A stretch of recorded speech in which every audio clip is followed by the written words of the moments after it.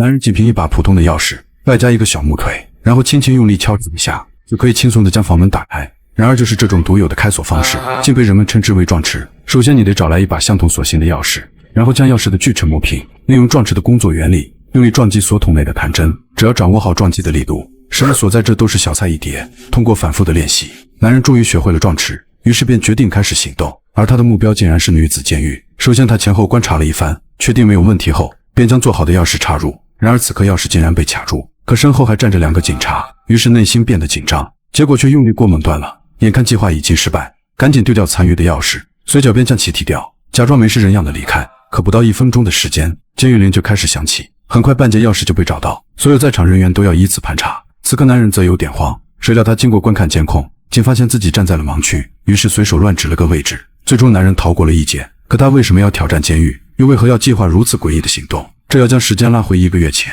妻子准备去穿外套出门，却发现衣服上有点脏，于是便拿到厕所里去冲洗。然而冲洗时却是一滩红色液体。就在这时，大量警察就推门而入，还表示妻子杀了自己的上司，要以谋杀罪进行逮捕。原来是经过警方的调查，妻子昨晚因某些原因跟自己的上司起了冲突，于是妻子躲藏在停车场里等待。当他的上司慢慢靠近，便用灭火器将上司锤死，然后妻子就开车逃离了现场。这时刚好有一名男同事经过，看见已经身亡的上司，然而警察却在灭火器上找到了妻子的指纹，同时在妻子的外套上发现了上司的血迹，因此最终确定妻子就是凶手。虽然男人认为妻子是无辜的，但是人证物证都有，即使律师想帮他翻案都不太可能。可男人依旧不信妻子会杀人，于是他再次找到妻子，可妻子看见他哭红的双眼，立刻知道了最终结果。她不想连累丈夫，于是当晚就在监狱自杀。还好被监狱及时发现，快速将妻子送进医院抢救。看着抢救过来的妻子，男人内心五味杂陈。回家后的男人辗转反侧，既然通过正常手段救不了，那就干脆劫狱算了，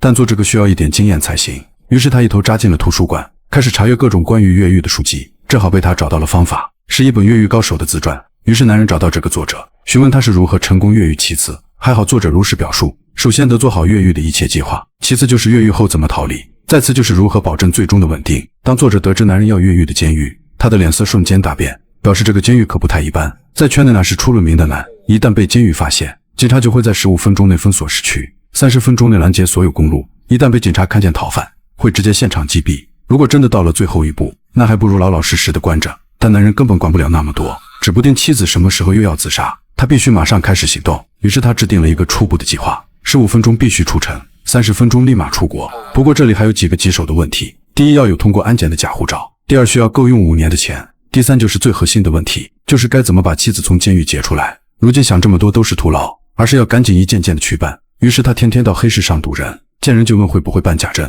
人家立马让他滚远点。于是他又来酒吧看看情况，没曾想被混混盯上，刚出门就被人打了一顿，还被混混抢走了大几千。回家后便开始算账，才发现家底就剩这么点，但他还是没有放弃。有了上一次的惨痛教训，他便来到军火店，挑选了一把趁手的枪，然后坚持每晚都去寻找。很快他的努力等来了回报，真正办假证的人盯上了他，于是晚上主动找上门。虽然对方开的价属实有点贵，但他也不得不先答应，于是给了定金和家人照片。如今第一件事算是有了苗头。紧接着男人每次去探监都会比以前更认真，他开始学着观察监狱的一切，从外部拍摄监狱的各个角落，并在地图上还原出整个建筑结构，而到内部则留意每一处细节，地上的脚印，地面的天花板，还有常用的安全电梯。突然他有了个重大发现，电梯可以直达监狱楼顶，如果能把妻子带上去，那就有机会乘坐直升机逃跑。可打开电梯需要一把钥匙，于是就出现了开头的一幕，还好没有被狱警抓住，但这次行动给他提了个醒，想在监狱里劫狱肯定不行，可别妻子还没有救出来，自己还给搭了进去，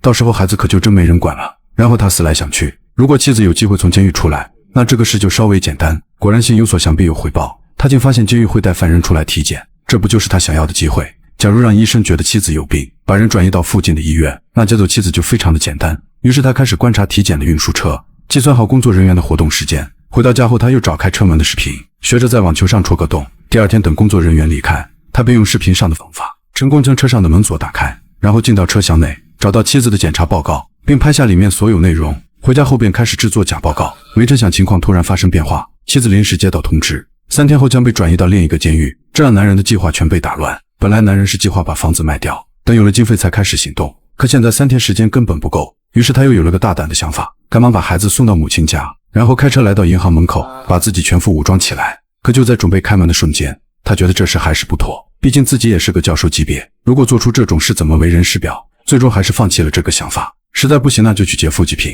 于是想起欺负自己的混混，半夜他找到那个混混，然后开车紧随其后，趁着混混在交易的时候，打了混混一个措手不及。本来前2天就挨了顿打，心里还憋着一股气，所以行动起来毫不手软。可混混根本不信男人会杀人，于是男人给他送了1粒花生米，没想到混混还是嘴硬。随后他把桌上的白酒全部倒掉，然后点上一把大火，吓得混混赶忙跑上楼，最后一顿操作猛如虎，击杀了这个嚣张的混混，并且还意外获得1大袋现金。等他回到母亲家接孩子，父亲却看见包里的机票，瞬间就明白了儿子的计划。在男人准备离开时，父亲递给儿子背包，然后一反常态地抱住男人，轻声说了句再见。男人意味深长地看了一眼父亲，转头便带着儿子离开。混混的死引起了当地警察的注意，他们很快就将嫌疑锁定男人，于是准备出警逮捕。而男人这边带着孩子回家后，就已经开始收拾行李，打包好所有需要的东西，准备来一场说走就走的旅行。同时他还看了看墙上的笔记，脑子开始不断复习，然后一把撕掉所有的记录，并且装袋丢进垃圾桶，带着儿子开始了劫狱计划。首先他来到医院，剪掉所有的电话线，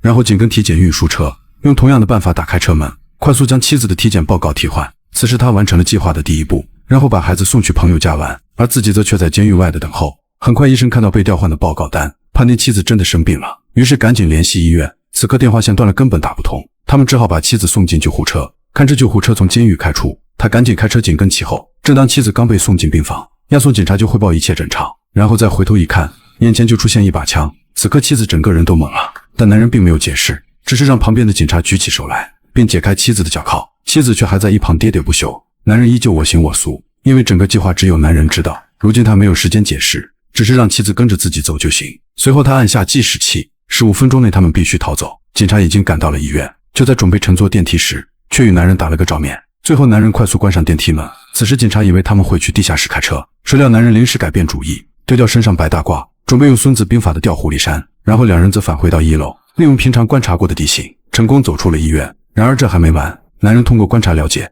医院门口每隔一段时间都会有一群球迷经过，于是他开始穿好相同的队服，非常自然地混入队伍之中。就在两人准备乘坐地铁逃离时，却被赶来的警察发现，立刻安排人去拦腰堵截。本以为这样就可以抓住男人，没成想男人还有预案。他在地铁快出隧道的瞬间，拉动地铁的紧急刹车，停靠在提前准备的铁丝网缺口，带着妻子快步逃离，然后换上事先停好的车逃跑。如今他们已经成功甩开警察，在预计通过大桥的时间仅仅只用了13分钟。之后警察开始封锁大桥，接下来他们要去接孩子上车。可当他们赶到朋友家，才知道孩子去了动物园。男人看了看时间，发现距离下一站关闭还有11分钟，他们只能加速赶往动物园。一路上到处都是警察，而且时间越来越少，最终他选择只带着妻子离开。然而妻子却一命相逼。